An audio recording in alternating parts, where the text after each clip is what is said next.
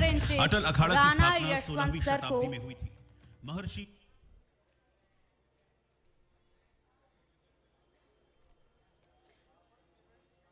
बहुत बहुत स्वागत है सर आपका। महाराज जी, आपके श्री चरण हमारे मंच पर पधारे और इसी के साथ साथ हमारे इस कार्यक्रम की शोभा बढ़ते हुए, और मैं चाहूंगी कि अब यहाँ पर राणा सर स्वागत करें हमारे खास मेहमान का, हमारे खास अतिथि का। शॉल भेंट करके हमारे मेहमानों का जो स्वागत सत्कार होता है, ये हमारी परंपरा होती है, ये हमारा संस्कार होता है, भारतीय संस्कृति होती है। और इसी के साथ साथ ये बेहतरीन खूबसूरत तस्वीरें जब यहाँ पर महाराज जी का स्वागत किया जा रहा है। अब इसी के साथ मैं यहाँ पर इस कार्यक्रम को आगे बढ़ाने की दिशा में देखूंगी, लेकिन उससे पहले यहाँ पर एक और बेहतरीन शंख जो है वो भेंट किया जाएगा महाराज जी को।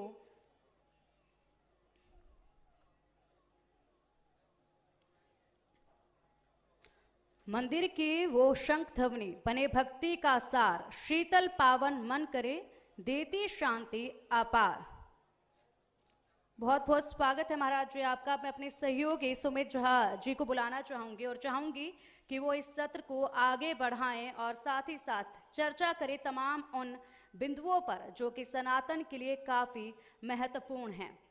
Sumit ji, over to you. आपका इंडिया न्यूज के इस महामंच पर, महाकुंभ के इस महामंच पर, और सबसे पहले चूंकि अटल अखाड़ा जिसका इतिहास बहुत पुराना है, प्राचीन है, सनातन की रक्षा के लिए विदेशी आक्रांताओं से आप लोगों ने लड़ाई लड़ी, अकबर, बाबर और तमाम मंदिरों, मठ मंदिरों की रक्षा की। तो कुछ सेकंड्स में हम जानने की कोशिश करते हैं अटल अखाड़े के बारे में एक बार। अटल अखाड़ा की स्थापना 16वीं शताब्दी में हुई थी। महर्षि अत्रि के नाम पर इस अखाड़े का नाम रखा गया। श्री पंच अटल अखाड़ा के पीठाधीश्वर राजगुरु आचार्य महामंडलेश्वर श्री श्री 1008 श्री स्वामी विश्वात्मानंद सरस्वती जी महाराज हैं। इस अखाड़े से देश भर के 2 लाख साधु जुड़े हैं।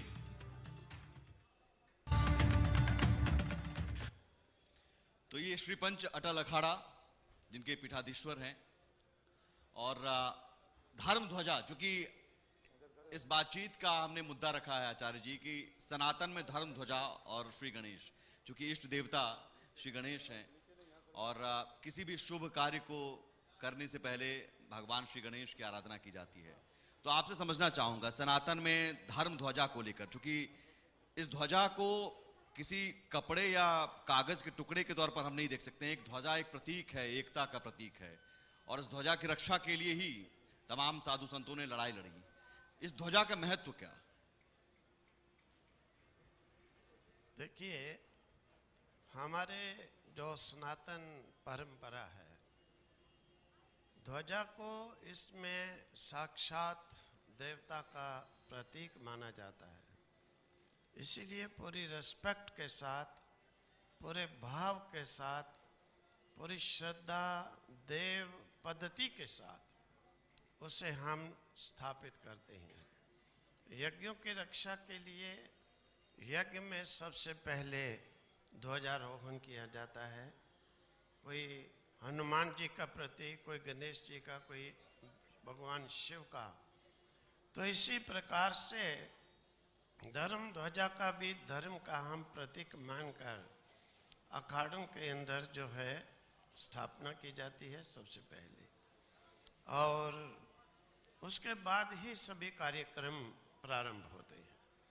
तो बिल्कुल प्रत्यक्ष उसे जैसे एक मूर्ति में हम मंदिर में स्थापित करने के लिए आवाहन करते हैं और प्राण प्रतिष्ठा करते हैं, इसी प्रकार से उस ध्वज के अंदर भी, जैसे आपने सुना होगा, भगवान श्री कृष्ण जो हैं जब महाभारत का युद्ध लड़ने लगे तो एक बार जो है हनुमान जी से उन पहले ये वार्ता हुई थी।